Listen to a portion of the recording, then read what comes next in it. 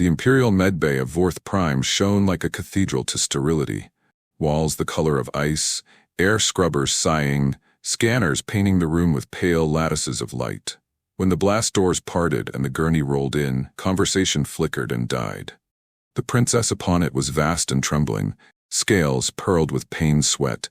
The black silk of her ceremonial harness burned into her abdomen in a cruel lattice. A knot of court physicians stood at a distance, as if she were contagion instead of air, murmuring protocols to each other that translated to one thing: don't.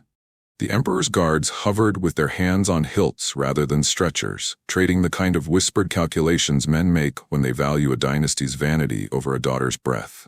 Her wound is disproportionate, a senior medic offered, gaze sliding away from the ruin of flesh as if politeness could make it tidy. Another suggested the family chapel.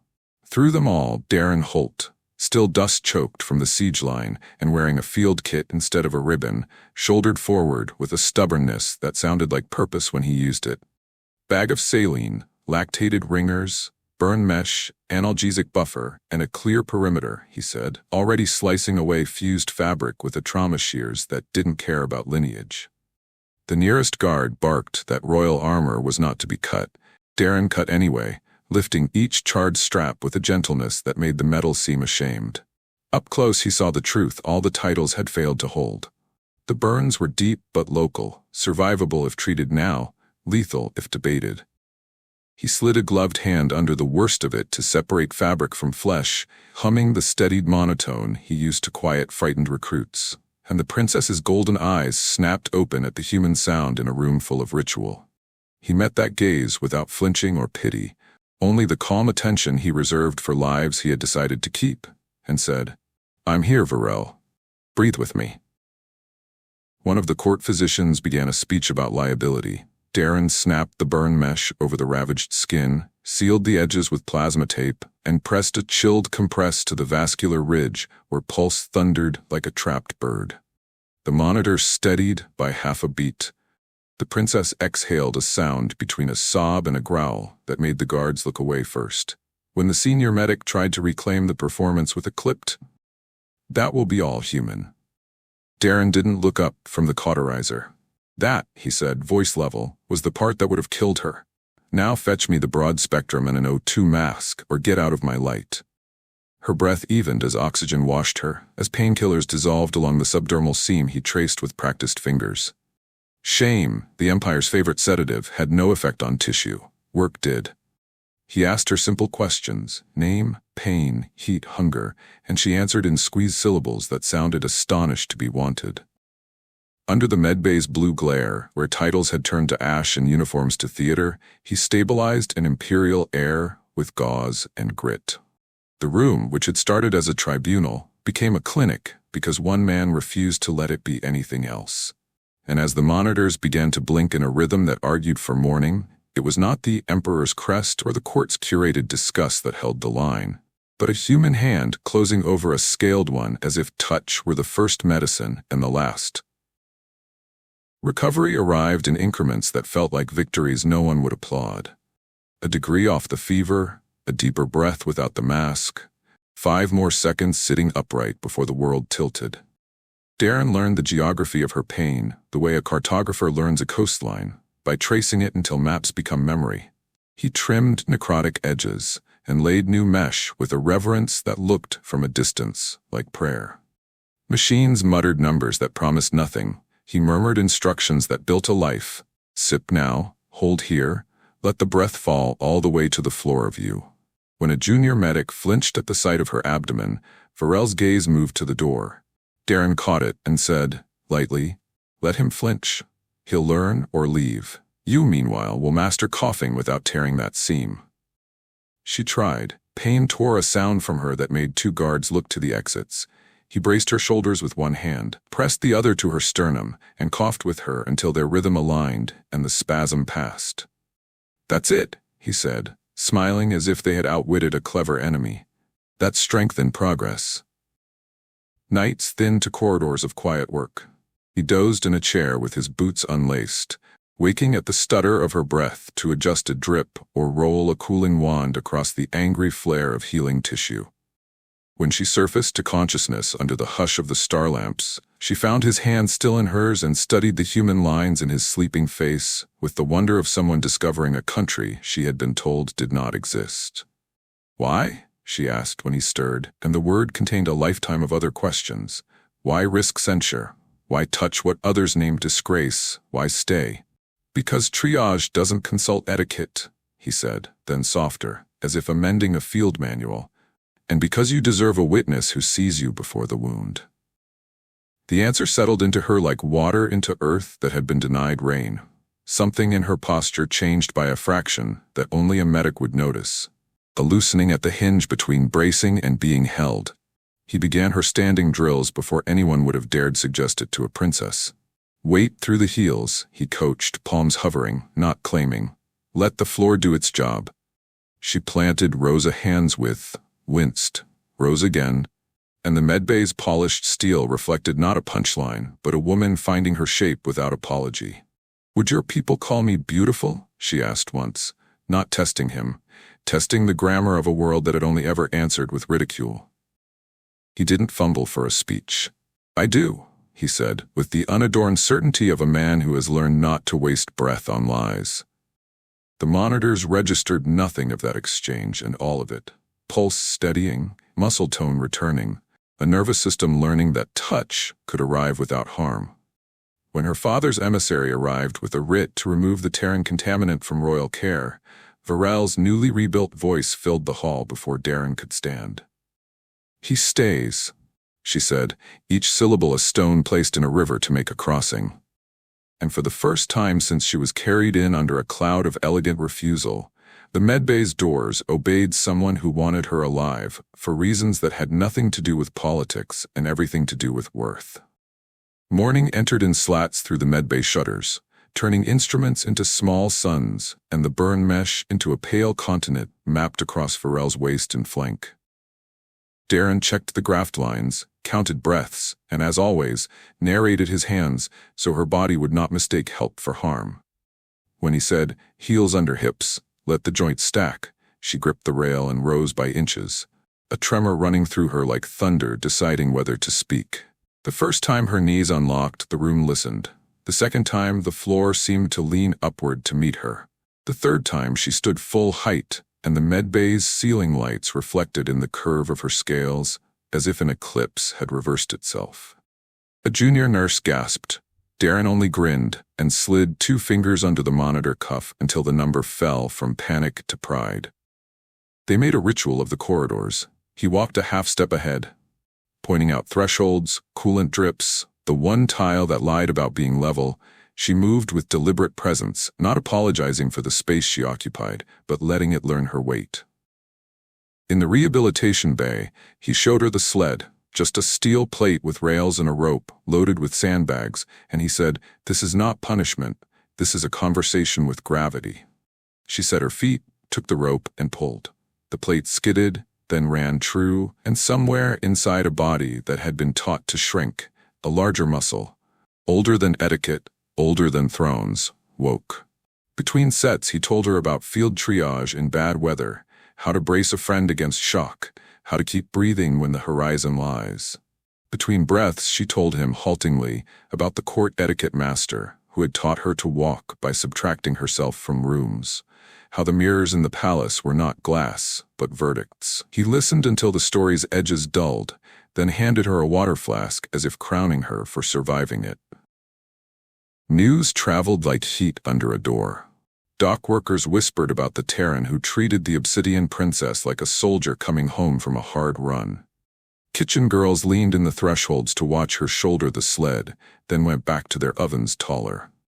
Even the guards, who had learned to be statues unless cruelty needed choreography, began to angle their shields so she would not catch her knuckles. One afternoon, a cry tore down the transit shaft. An elevator had jammed between floors with 6 workers inside. Darren and Varel reached the car to find cables singing and the brake drum smoking. He slid under the housing and swore at the heat. She didn't wait for permission. Bracing her back against the shaft wall, feet planted on slick steel, she took the main line in both hands and anchored. The car stopped falling in a spasm of sparks and startled prayers. "Hold," Darren called, digging a pry bar into the brake caliper. "I am," she answered, voice flat with effort, and for 100 heartbeats the entire palace learned its own weight through the body it had mocked. When the final bolt gave and the emergency locks engaged, the passengers spilled out white-faced and grateful. Darren crawled free, forearms streaked with grease, and found Varel still braced, breath gone ragged, eyes bright as new metal. He set his palm to her shoulder, a touch small against the continent of her, and said, "That's what doors are for, letting people out of traps." That night they ate contraband soup on the medbay balcony and watched the lightning pick fights with the hills. "What were you before you were a medic?" she asked, wiping broth from her lip with the back of her hand, unceremonious, wonderful. "Worse at losing," he said, and she laughed with her whole chest, the sound rolling across the courtyard like a bell the palace had forgotten to ring.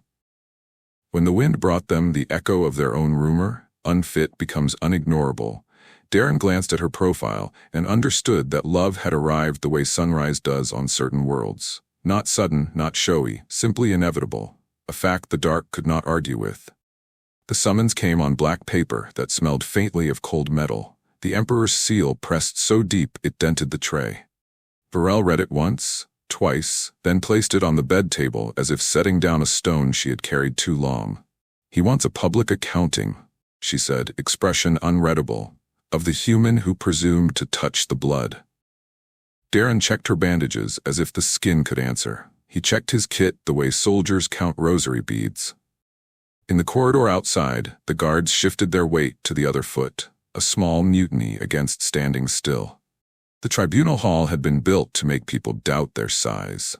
Columns climbed like threats. The dais sat on a slab of meteor iron, salvaged from a crater where nothing else grew. Courtiers arranged themselves in rings whose colors meant allegiance and whose gazes meant appetite. Darren stood at the foot of the iron with his sleeves rolled, hands cleaned, kit at his boot. Varel stood beside him without diadem or veil, scales lacquered only by light, her burn mesh hidden beneath a plain wrap. The Emperor entered under a falling hush and lowered himself onto a throne engineered to whisper myths about inevitability. "You intervened without license," he said to Darren, each word polished to a blade. "You degraded royal sanctity with hands from a trench." Darren inclined his head the exact distance that signifies respect for life and none for theater. "I treated a patient who would have died while protocol practiced posture," he said. A murmur climbed the columns and fell in flakes. "You will answer for this," the Emperor continued, but Varel stepped forward and stole the line's future. "I will," she said, and the hall jolted as if someone had thrown a breaker. "I will answer for my life." She didn't plead. She accounted. She listed the temperatures Darren had fought down in the first hour, the necrosis he had cut away without wasting a sliver of flesh, the 7 nights he had slept with his hand wrapped around hers not like a claim, but like a rope thrown to a drowning swimmer. She said the words that palaces hate, pain and hunger and fear. She said one the galaxy rarely hears from a throne's shadow, gratitude. Then she turned, slow as a planet, to face the rings of nobles who had watched her bleed and done arithmetic. "Your disgust is not law," she told them. "It is a habit. I decline it." The chamber found its courage on the wrong side. A counselor in feathered steel stood to demand the Terran be expelled for the dignity of the crown. Another recommended a return to the chapel the medics had been so eager to mention on the first day. The Emperor lifted one hand and the noise stuttered, then died. "You mistake stubbornness for virtue," he told his daughter. "You mistake sentiment for statecraft." He gestured, and 2 palace guards stepped from the shadow to take Darren by the arms. The old message, "Know your place," tightened around the room like a wire. Varel moved faster than the expectation of her ever had. She stepped between the guards and the medic and planted her feet, not as a threat, as a declaration of physics. The guards hesitated because to reach him they would have to slam into her, and there is a superstition older than empires about striking a woman who stands to shield. "You taught me to be small," she said to the man on the throne, voice low and steady. "He taught me to stand. I will not unlearn." Something unseen changed weight. Perhaps it was the memory, still fresh in half the court, of the elevator car held in her hands. Perhaps it was the image, sudden and vivid, of their own daughters in beds with no one brave enough to ignore a seal for the sake of a heartbeat. Perhaps it was just the fact that she sounded tired in a way that made even loyal men ashamed. The guards lowered their hands and looked to the emperor for a better instruction than force. The old man did not blink. Kings do not practice that form of capitulation. Instead, he chose the gambit of men who want to keep their crowns while walking backward. "Very well," he said at last, "let us make a measure." He named a rite, ancient and cruelly practical. Present yourself at the stormworks and hold the anchor under full surge. If you steady what powers this city with your own hands and will, your choice of physician will stand as law. If you fail, the human leaves, and the court writes your recovery as an error corrected. A hiss went through the crowd. Excitement from those who loved peril in other people's bones, fear from those who knew the turbine's teeth. Darren felt the old field calm flood him, that narrowing of the world to tools and time. He leaned toward her, voice for her alone. "I can get you out," he said. "A ship, a night sky, somewhere no one knows this language." She shook her head once, shoulders settling as if a yoke had finally found its proper notch. "If I run," she whispered back, "they will teach the next girl to die politely." She lifted her chin toward the throne. "Name your storm," she said. "Then watch me hold." The stormworks rose from the basalt like a cathedral that had married a hurricane. Turbine throats gaped in tears, each ringed by catwalks that hummed with captured weather. Cables as thick as a man's thigh vanished into the bedrock and returned as law written in motion. Crowds pressed to the safety rails, the court layered above them like bright sediment, and on the highest gallery the emperor leaned forward, a statue trying to remember breath. Darren checked Varel's harness one last time, testing buckles with the same reverence he used for pulse points. She let him, eyes steady on the anchor shaft, a column of alloy that flexed with the city's wind, its couplings screaming in a language every mechanic learns to fear early. "There forbids you to touch the anchor once it draws," he said, keeping his voice low enough that only she could stand on it. "But I'll be here where rules can't see." She nodded, rolling her shoulders, the plain wrap cutting a deliberate silhouette against the machinery's glare. A technician with ceremonial scars smeared conductive grease across her palms, not unkindly, as if an old religion had decided to make room. Sirens fell into silence. The stormworks took a breath and pulled the sky inside. The anchor bucked. The first surge hit the shaft like an accusation. Monitors bloomed with numbers men have used to frighten each other for generations.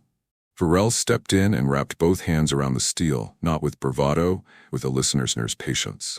The mass of her, so long mocked, met the mass of the city, and the contact produced something more than arithmetic. The second surge tried to throw her.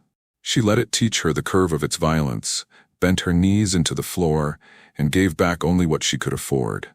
Darren counted her breaths in his head and matched them to the flicker of the gauges. When the shaft yanked forward, he said, "Heels." And when it tried to twist, he said, "Hips." And when the old fear of being too much rose like smoke, he said nothing, because her hands had already answered. Heat frilled around the coupling. A hairline crack screamed, a sound every engineer dreams about in nightmares, and the gallery tensed as if one communal muscle might help.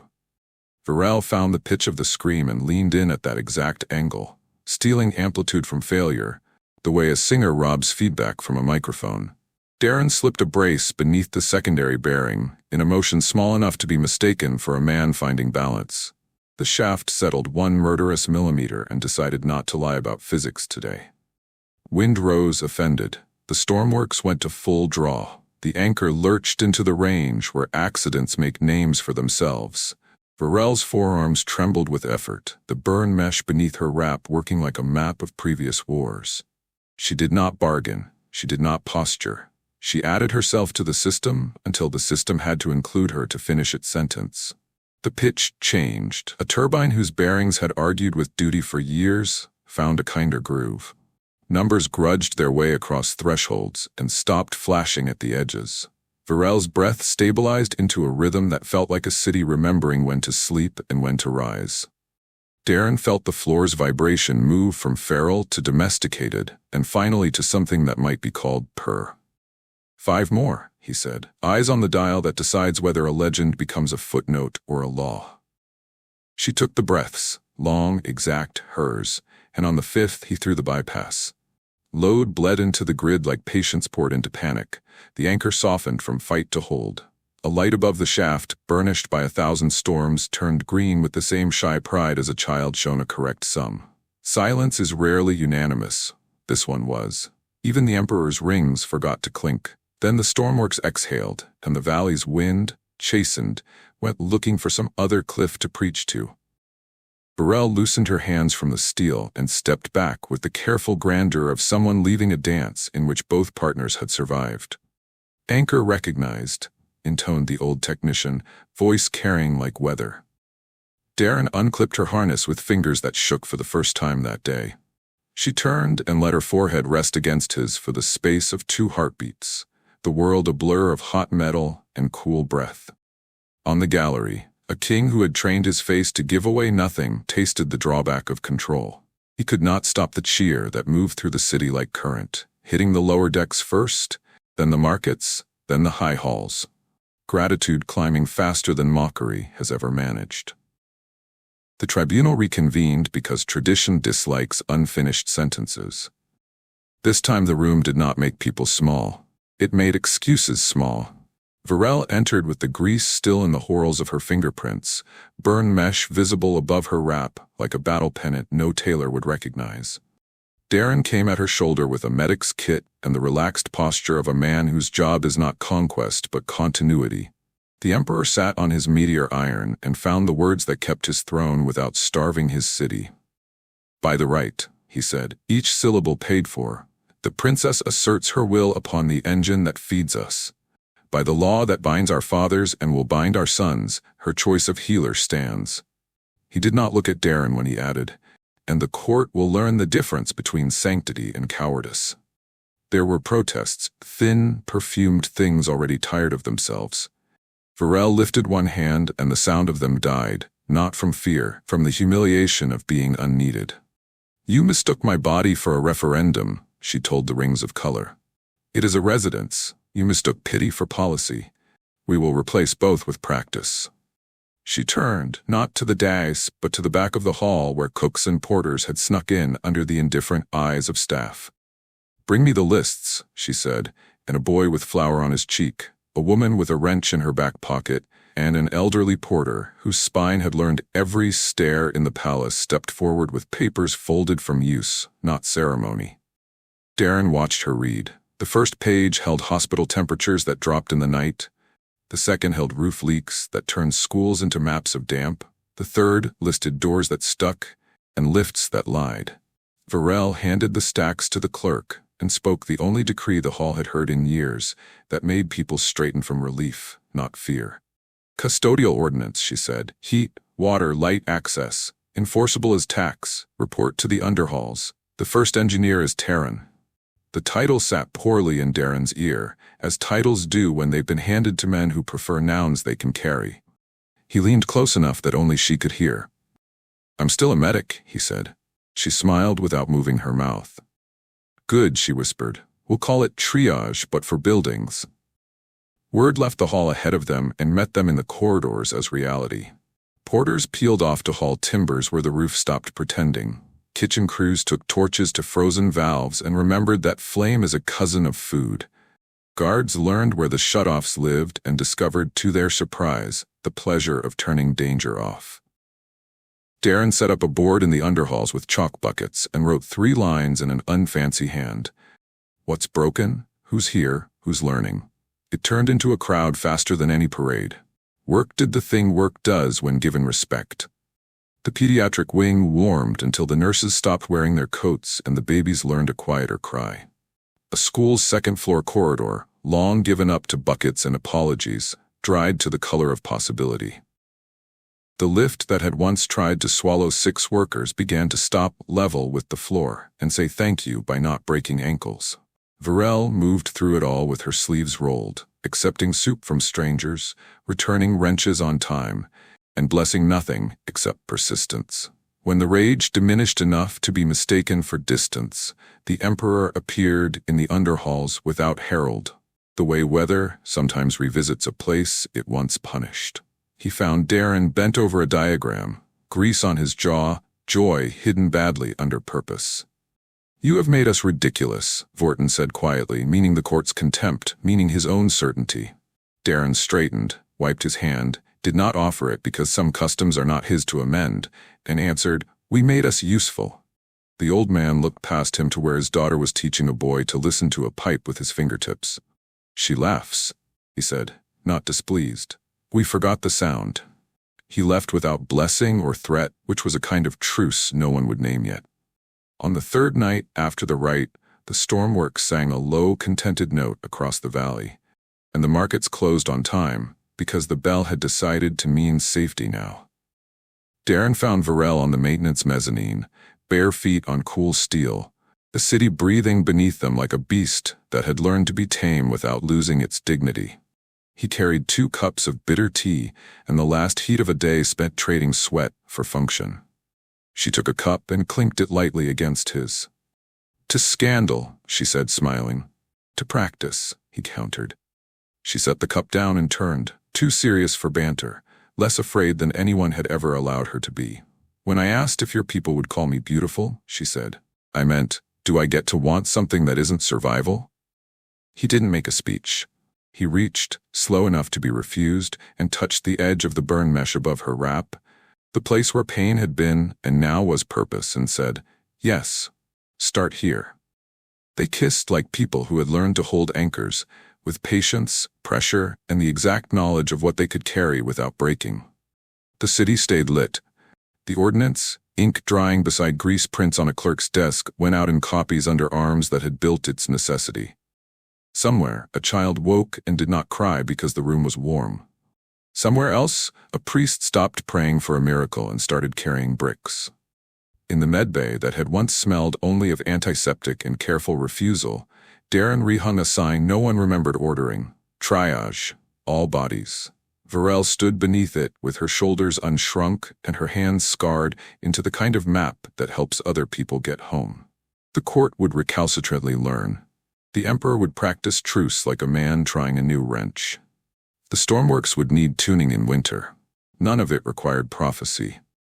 "Shift starts at dawn," Darren said, "because love, like medicine, sounds best when it survives logistics." "We'll be there," Varel answered, and the we landed on the deck with the comfortable weight of a city that finally knew what to do with itself.